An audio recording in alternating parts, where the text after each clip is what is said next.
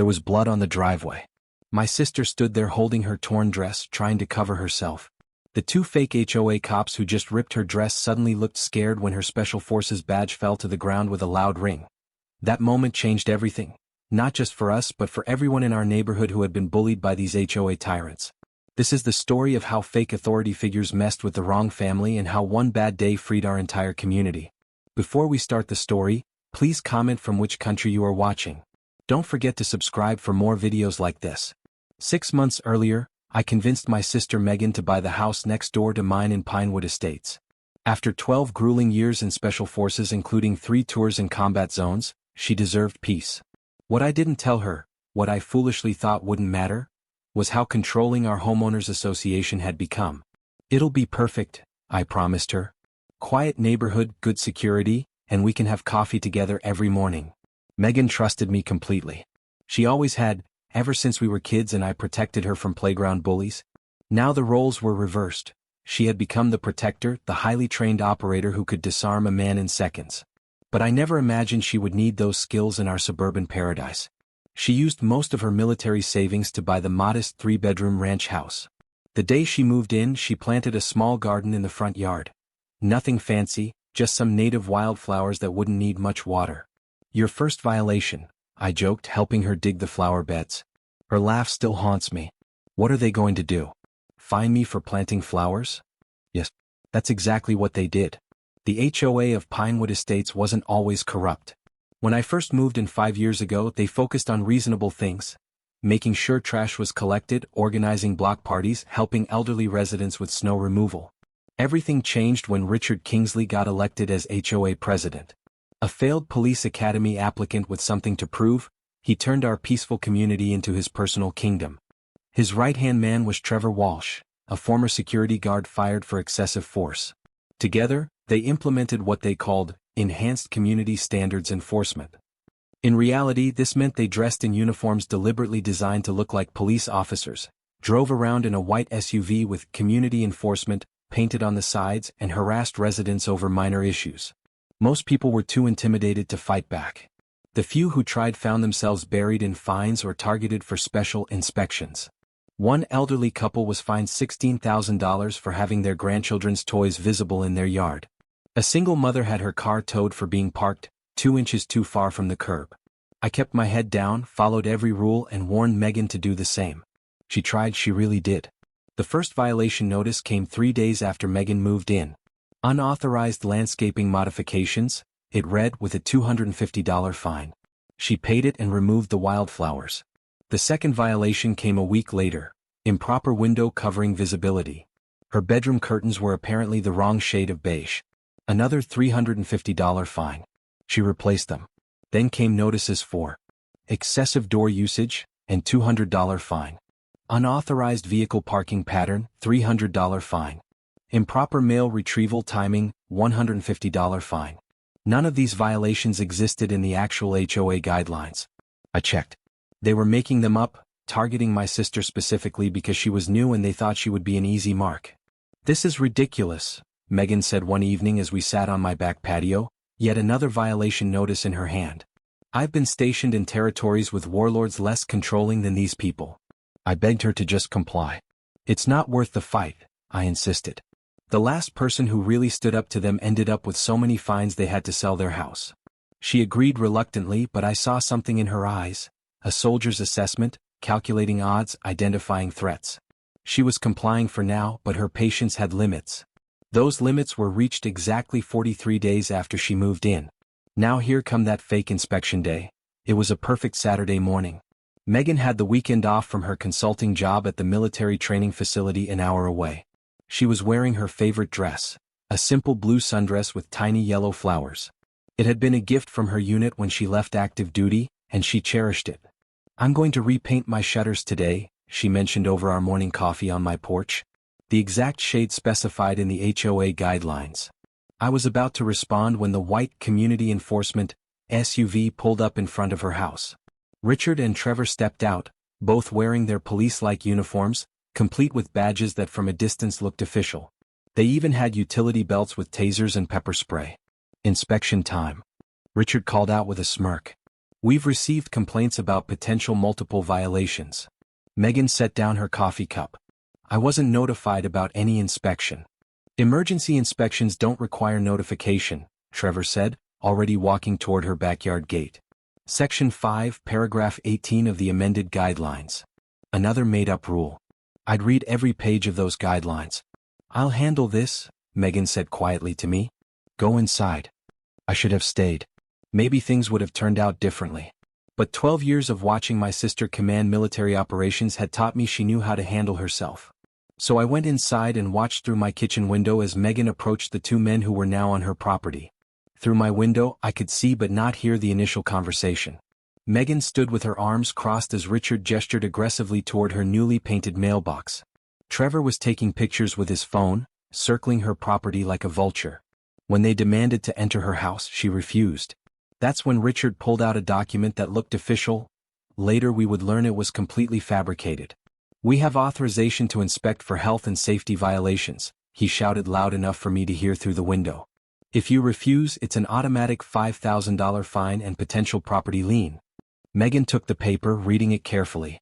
While she was distracted, Trevor slipped past her toward the back door. That's when Megan's military training kicked in. She moved quickly, positioning herself between Trevor and her home. You do not have permission to enter my property, she stated firmly. Please leave now. Richard's face turned red. Do you know who I am? I run this community. When I say there's an inspection, there's an inspection. What happened next happened so quickly I could barely follow it. Richard grabbed Megan's arm. She instinctively pulled away. He lunged forward, his hand catching the fabric of her dress. There was a terrible ripping sound as the front of her sundress tore from neckline to waist. I was already running out my front door when I heard Megan's controlled voice. You have exactly 3 seconds to back away. Instead, Trevor stepped forward, his hand moving toward the pepper spray on his belt. You'll do what we say or... That's when it happened. As Megan clutched the torn fabric of her dress with one hand, her sudden movement dislodged something from the hidden pocket sewn inside. A golden badge hit the concrete driveway with a distinctive ring. Not just any badge. The specialized insignia and identification of a Special Forces operator. The blood drained from Richard's face as he stared at the badge. Trevor's hand froze halfway to his pepper spray. That's military, Richard stammered. Special Forces, Megan corrected, her voice ice cold. And what you've just done is assault a federal officer. Among other things.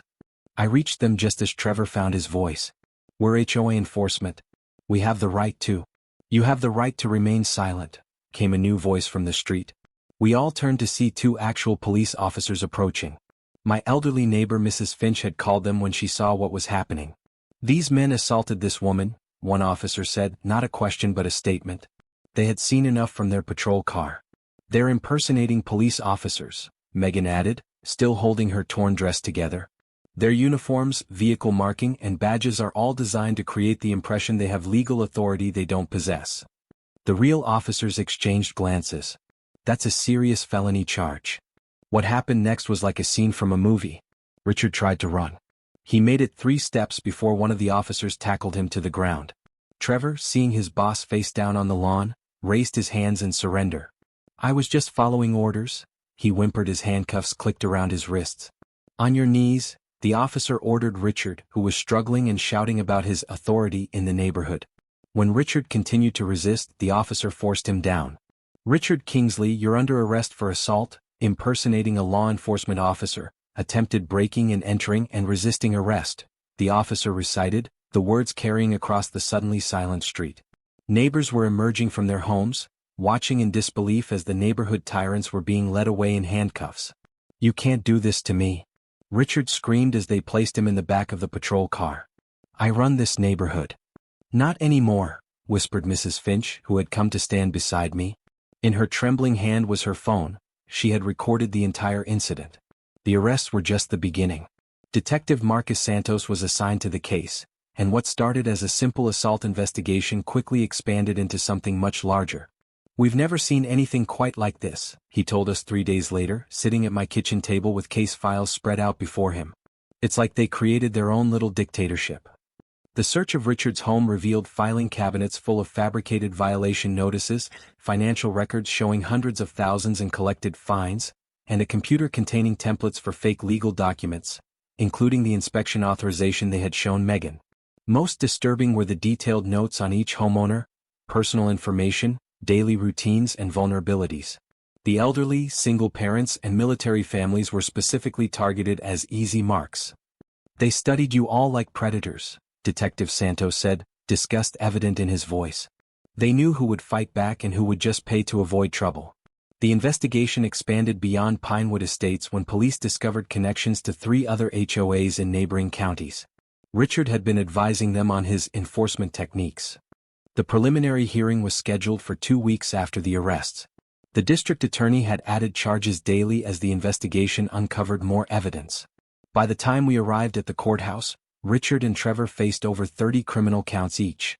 The courthouse steps were crowded with media. Word had spread about the HOA tyrants, and reporters sensed a story that would resonate with millions of Americans living under HOA governance. Inside, the courtroom was packed. Nearly every resident from Pinewood Estates had come to witness justice in action.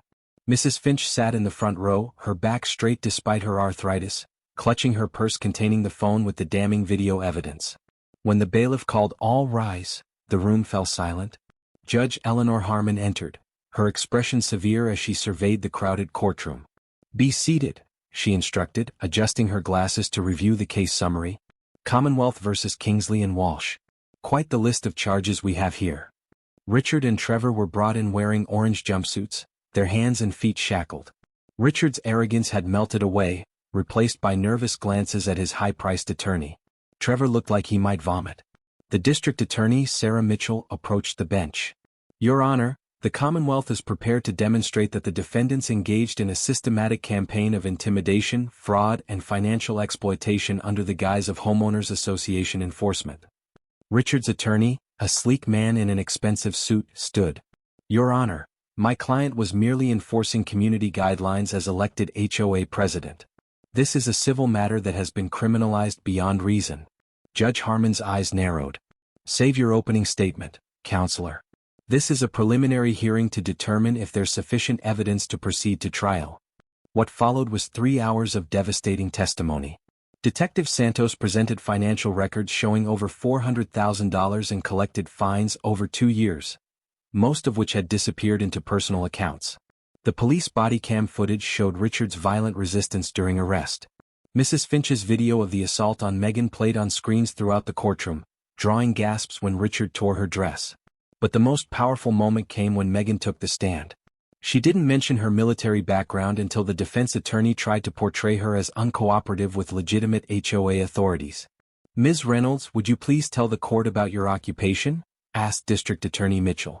"I served 12 years in United States Army Special Forces with 3 combat tours," Megan replied calmly. "Currently, I train military personnel in tactical operations and threat assessment." The defense attorney visibly deflated. "And in your professional assessment," Mitchell continued, "were the defendants acting as legitimate HOA representatives when they approached your property?" "No," Megan said firmly. "They were using tactics consistent with intimidation and illegal authority.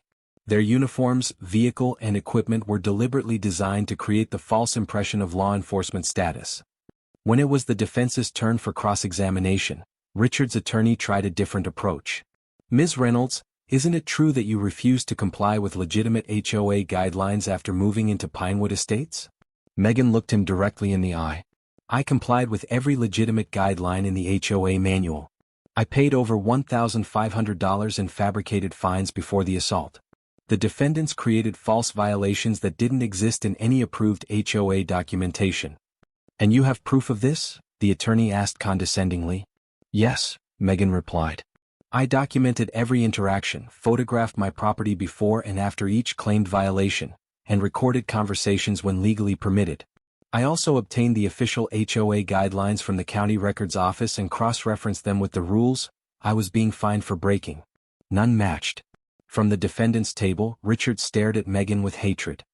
He leaned over to whisper something to his attorney, who shook his head firmly. By the end of the hearing, Judge Harmon had heard enough.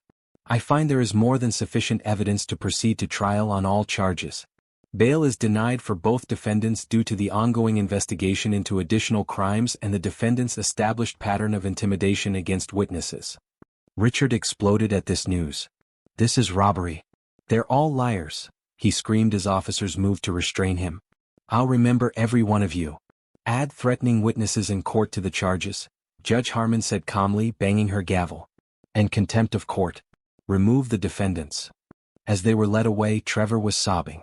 Richard continued shouting threats until the courtroom doors closed behind them. Outside on the courthouse steps, reporters surrounded Megan. She declined to comment except for one brief statement. "This was never about me. It's about restoring a community that was held hostage by fear." The trial was scheduled for 3 months later, but it never happened. Faced with overwhelming evidence and the prospect of decades in prison, both defendants accepted plea deals. Richard pled guilty to assault, impersonating law enforcement, fraud, extortion, and numerous other charges. He received 12 years in prison. 1 year for each year my sister had served in special forces, I noted with satisfaction.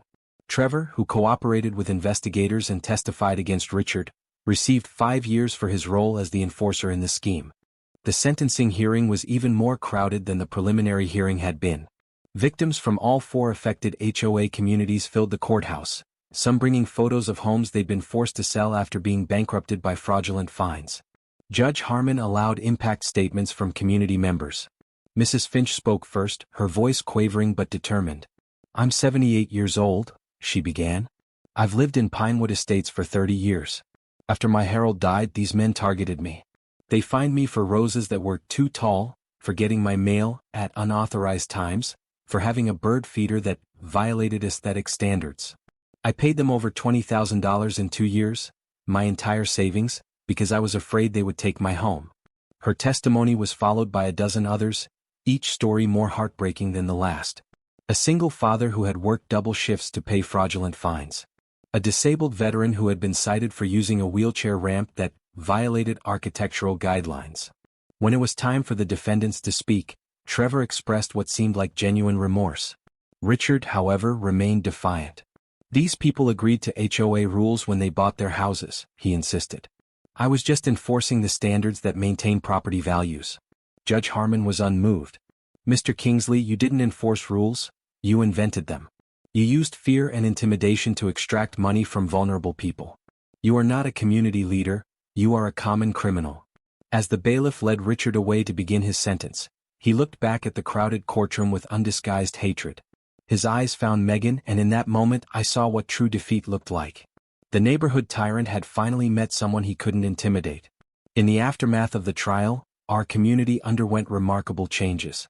The county appointed a receiver to manage Pinewood Estates temporarily while we established a new HOA structure.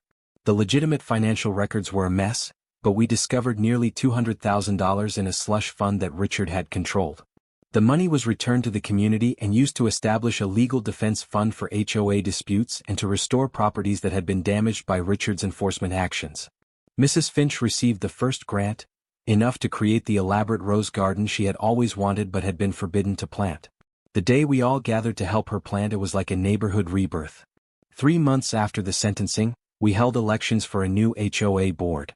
The new guidelines fit on 3 pages instead of 50, focusing on community support rather than punitive enforcement. Meetings were held in the open, financial records were published monthly, and a rotation system ensured no one person held power for more than a year.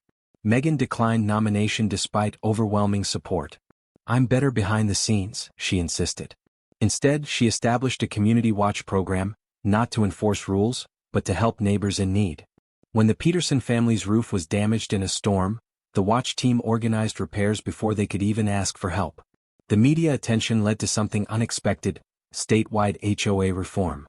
Legislators, hearing about Richard's reign of terror, passed the Homeowner Protection Act, requiring financial transparency, term limits for board members, and restrictions on fines and enforcement powers. On the anniversary of what we now jokingly called the dress incident, we held a community-wide celebration in the park at the center of Pinewood Estates. People who had once hidden inside their homes to avoid Richard's patrols now laughed and shared food under open skies. Mrs. Finch approached Megan with a gift-wrapped box. "I've been saving this for today," she said. Inside was a beautiful new sundress, similar to the one that had been torn but in deeper blue with embroidered flowers around the hem. "You never wore dresses again after what happened," Mrs. Finch explained. "I thought maybe this could replace the bad memory with something better." Megan hugged her tightly, tears in her eyes. Then she did something no one expected. She changed into the dress right there in Mrs. Finch's guest room and rejoined the party. As evening fell, I found my sister sitting on a bench beside Mrs. Finch's magnificent rose garden, now in full bloom. "Penny, for your thoughts?" I asked. "I was just thinking about power," she replied. "In the military, I encountered people who controlled entire regions through fear. Richard's methods weren't so different, just on a smaller scale." She gestured toward the community center where children played freely and adults chatted without anxiety. Real leadership isn't about control. It's about creating an environment where everyone can thrive. "You could have taken control after Richard was gone," I pointed out. "Everyone would have followed you." Megan smiled. "That's exactly why I shouldn't lead. The best communities don't rely on a single strong person. They distribute power so everyone has a voice." As darkness fell, lanterns lit up the pathways through Mrs. Finch's garden. Families strolled without fear of being cited for unauthorized nighttime activities. Gardens bloomed with whatever plants their owners loved, not just the 6 approved varieties from Richard's manual. "Freedom looks good on this place," Megan said, smoothing the fabric of her new dress. In the community center, they had framed the torn dress, the one with the hidden pocket that had concealed Megan's Special Forces badge. Beneath it was a simple plaque that read, "Power reveals, authority tests, justice prevails."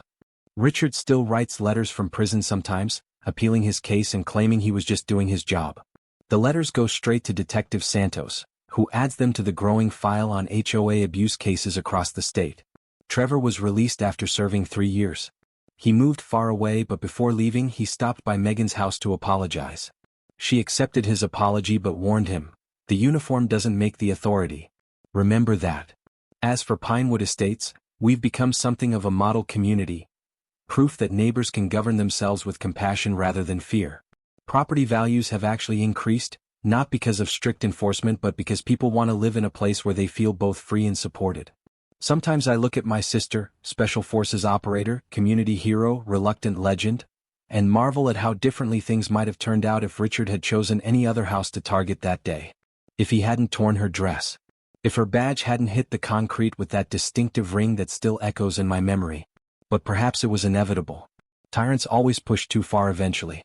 They always target someone who can't be intimidated. And sometimes, justice arrives in the most unexpected ways, even in the form of a torn dress and a golden badge falling to the ground, changing everything in an instant.